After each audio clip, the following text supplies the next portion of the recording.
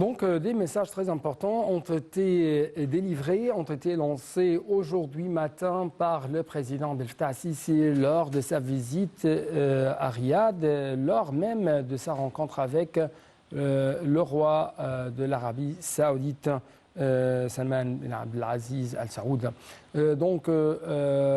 Quels sont ces messages?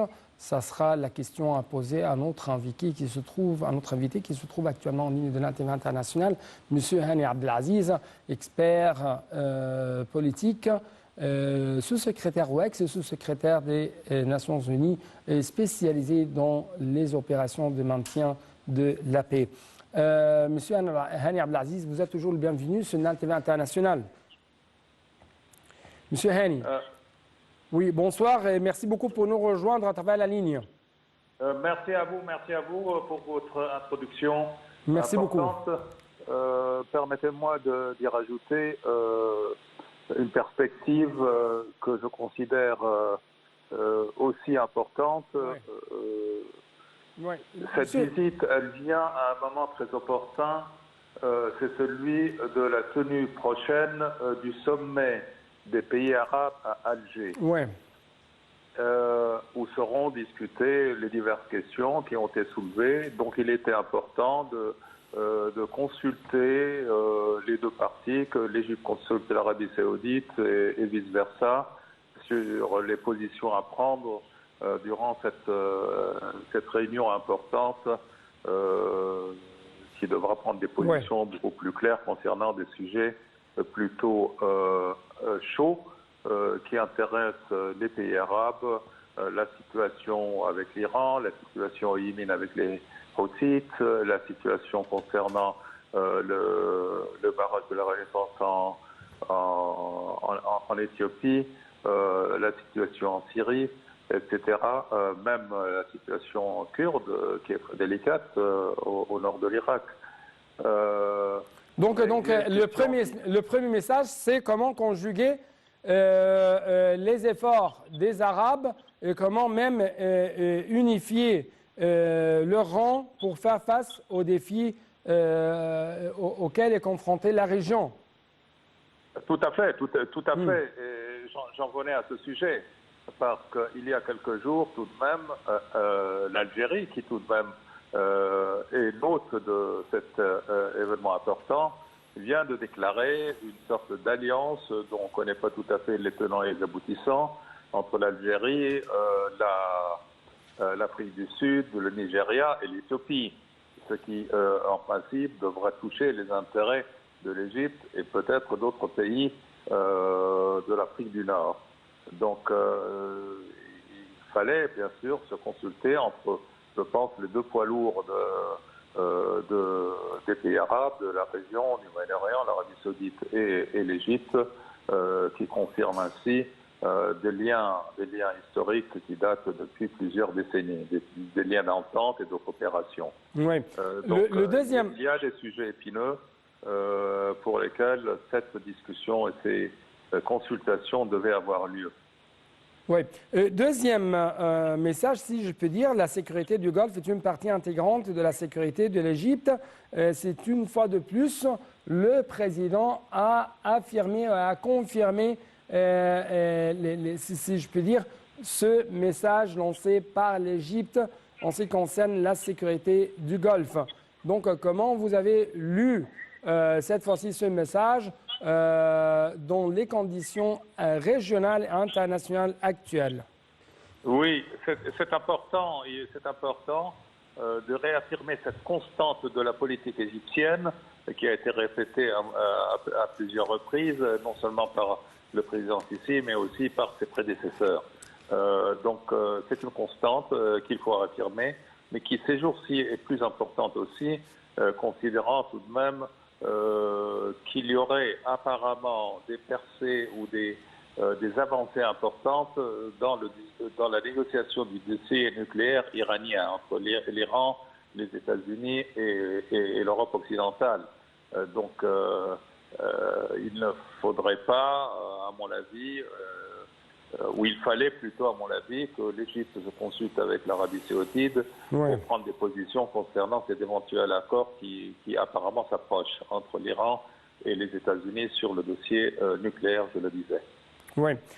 Si je peux dire, il y a un autre message très important, c'est cette fois-ci, selon le roi, ou le roi saoudien a rendu hommage au rôle axial joué par l'Égypte pour soutenir la stabilité des pays arabes, renforcer le travail arabe ou l'action arabe commun, ou commune même, sur tous les niveaux. Donc, comment vous avez reçu ou lu même ce message? Eh bien, c'est un message très diplomatique qui veut beaucoup dire, mais qu'il est difficile de déchiffrer. Mais je prendrais par exemple l'importance de la coopération entre l'Arabie saoudite et l'Égypte dans la mer Rouge, ce qui est extrêmement important en raison de la présence turque grandissante dans cette région et des tentatives, bien sûr, de rapprochement que la Turquie fait envers l'Arabie saoudite et les Émirats. La mer Rouge est presque une mer fermée où les deux protagonistes principaux sont l'Égypte et l'Arabie saoudite.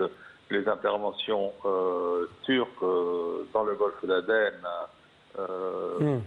pourraient tout de même contrecarrer la stabilité de la mer Rouge, donc de l'Égypte et de l'Arabie saoudite. On peut discuter de ces questions et prendre des positions communes me paraissait mais c'est un exemple parmi tant d'autres dans le domaine de la coopération entre les deux pays qui va du domaine économique, etc. Moi, j'aimerais tout de même voir une augmentation des investissements directs saoudiens dans le domaine de l'industrie en Égypte et dans le domaine, par exemple, de l'agriculture pour augmenter la production de blé et de maïs en Égypte. Parce que jusqu'à aujourd'hui, la majorité des investissements sont dans le domaine du retail, comme on dit, donc du détail, des produits de détail et de la consommation.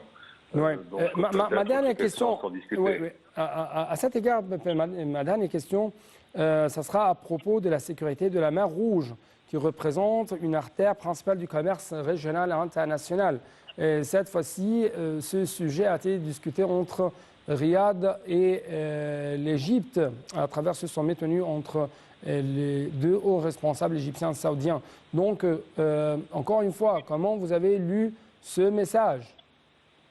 Je pense que les deux pays ont intérêt, non simplement pour des raisons amicales, mais un grand intérêt tout de même de maintenir la paix et la stabilité sur cette mer, qui est comme un lac. Qui est comme un lac entre l'Égypte et l'Arabie saoudite essentiellement. Il ne faut pas ignorer aussi la visite que le président du Djibouti a fait récemment en Égypte, qui s'inscrit dans le même contexte. Et tout cela aussi s'inscrit dans le contexte de la situation au Yémen, qui pourrait déstabiliser le sud de la mer Rouge.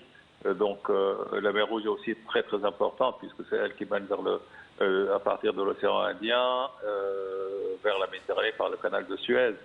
Et il faudrait préserver cela en face de tentatives d'autres pays de créer des lignes de chemin de fer ou des pipelines de pétrole à partir du Golfe vers la Méditerranée.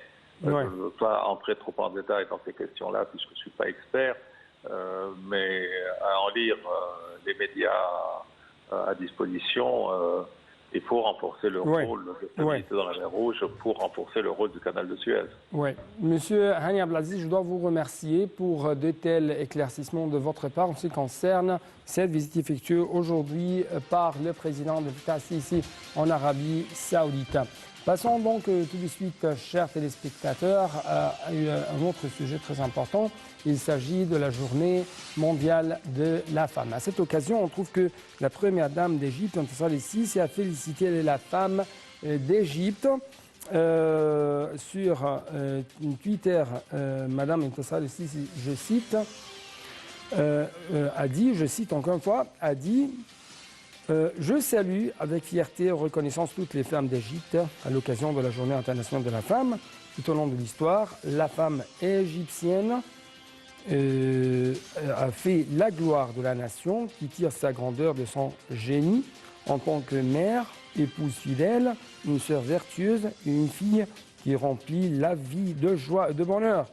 Salutations grandioses, femmes et filles d'Égypte, qui par leur sacrifice, la grande Égypte vivra toujours. Donc c'est ce qu'a tweeté la première dame d'Égypte, Madame Intessar Assisi.